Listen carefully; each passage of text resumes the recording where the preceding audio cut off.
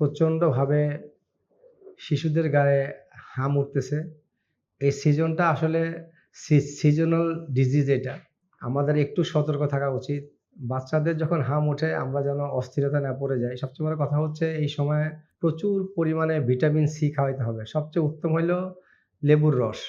আমরা যদি বাহির থেকে ভিটামিন সি জাতীয় লেখা কোনো জুস খাই, এটা শিশুর জন্য মৃত্যুর কারণ হয়েও আসতে পারে। কোনো ধরনের প্রিজারভেটিভ, জুস, প্যাকেটজাত, পাউডার ফরম্যাটে এগুলা খাওয়া যাবে না।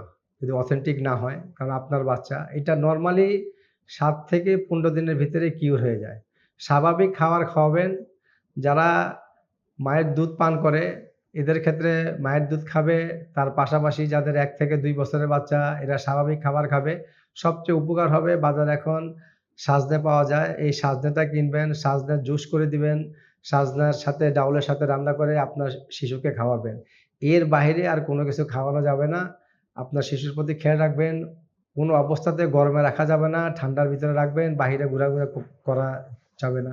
এতে করে একটা সমস্যা হবে শিশুর, সেক্ষেত্রে জ্বরের তাপমাত্রাটা বেড়ে যেতে পারে। এতে বিচলিত হওয়ার কিছুই নেই। স্বাভাবিক মাত্রায় আপনারা যে বাচ্চা অনুযায়ী যে সমস্ত মেডিসিন পাওয়া যায়, একটু ডাক্তারের সাথে কনসালটেন্ট করে ওগুলা সেবন করবেন। আজকে আপনাদের জন্য এটাই ছিল শিশুদের ক্ষেত্রে হামের স্বাস্থ্যবার্তা। ধন্যবাদ সবাইকে।